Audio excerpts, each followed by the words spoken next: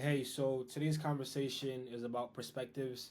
This is my second, well, actually third trial of making this video, and I'm not re-recording again.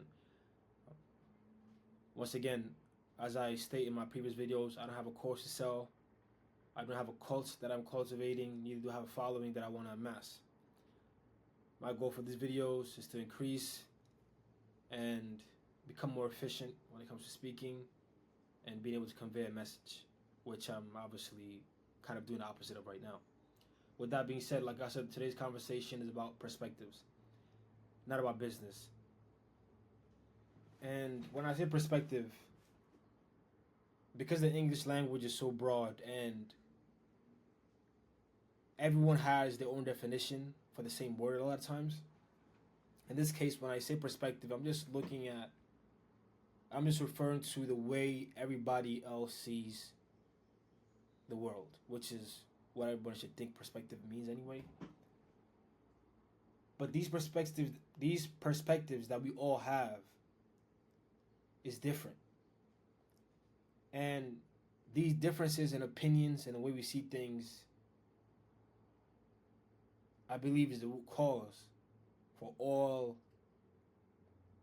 of the reality we're facing today. Someone's actions dictate how you see reality, and their actions dictate how you see reality. Perspectives,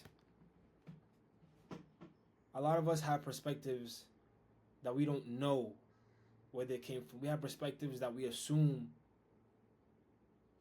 is everyone else's way of seeing life. And a lot of times, it doesn't really matter if you and someone came from the same womb, you will still have different perspectives. And why is that? Obviously, if you're watching me, you know that is because we all have different experiences.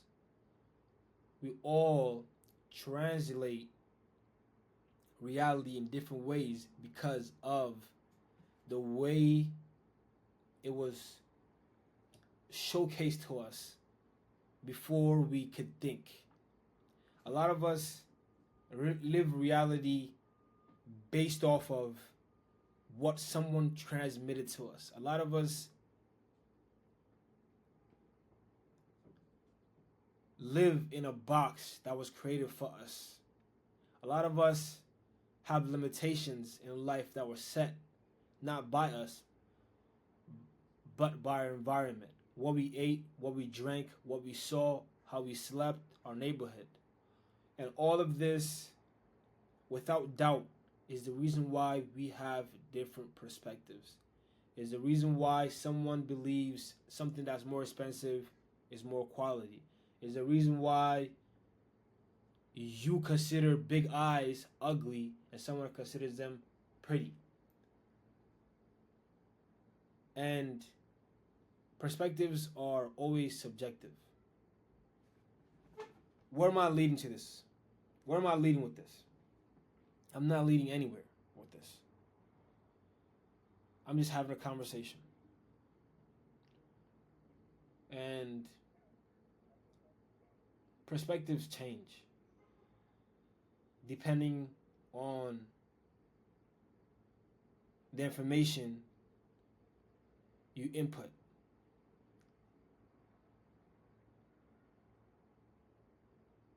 We all know there's people out there with way less than us, but way happier than us. Is that because they have less? This is broken up. Is that because they have less? No. The reason why they're happier than us is because they have a different lens at how they look at reality.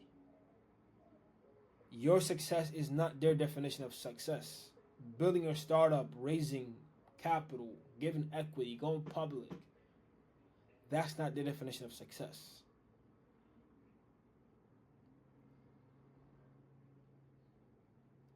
And their definition of success is not your definition of success. Perspectives. We all anchor,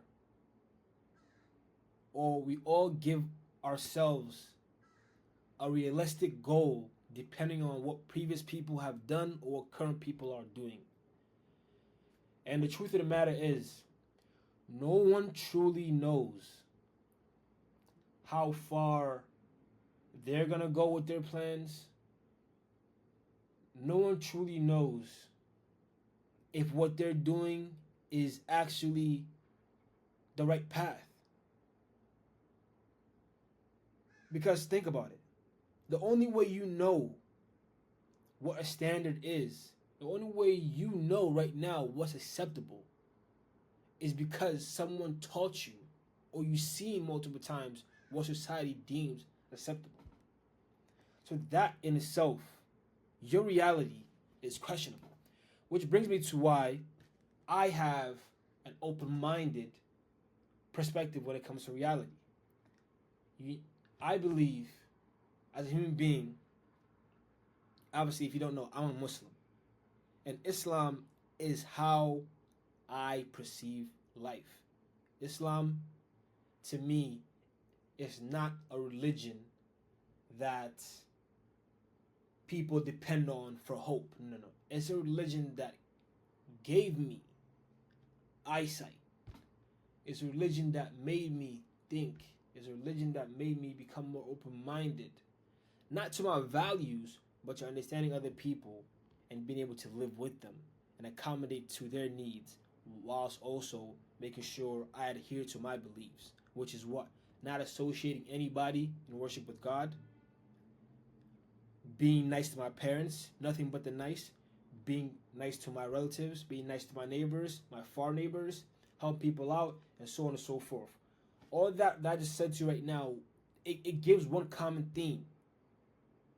It's really all that I just mentioned right now just gives you two commandments, which is what? Worship God and only Him. 2, be great to everybody else. And that understanding that defined and explained to me that the key goal for life after worshiping God is being nice and helping people out. Now I have a standard. Now I understand this is happiness. This is righteousness. This is the path. And so I take that path. Because as a human being, before you take on different perspectives or you have an open-mindedness, whatever you want to call it, you need to understand that you don't know everything. You need to understand that your knowledge is futile.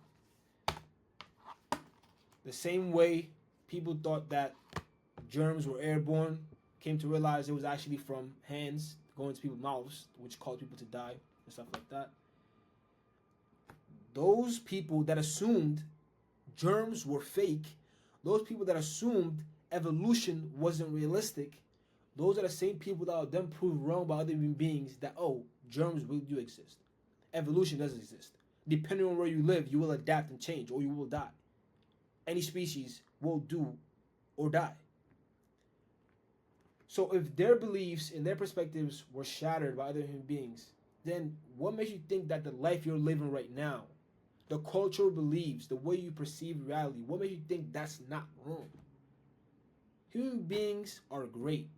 I mean, just look at this. We're great. We made a lot of creations. You're watching me off a screen right now, off of something I recorded yesterday, right? Or today. But there's a limit to our knowledge. And as I sum up this rant, what I wanted to say, or what conclusion I want you to extract from this, that I hope and wish I had put at the beginning, was you need to have what Jeff Bezos and Elon Musk consider first principles thinking.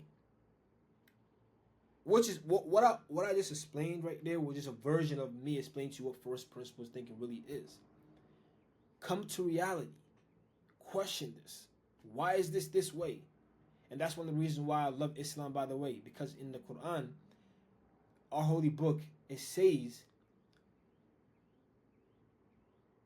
"Ala basiratin ana wa man ittaba'ani." And that's just a part that I took from a verse which is basically talking about how the Prophet calls people to guidance with their eyes wide open. So, even though some people might consider religion something that the masses use as their opiate, I implore and I go ahead and cheer you on, and I tell you to go ahead and read. Read the Burhanu min Rabbikum. Even though no one's going to actually get to this part of the video, thank you and peace out.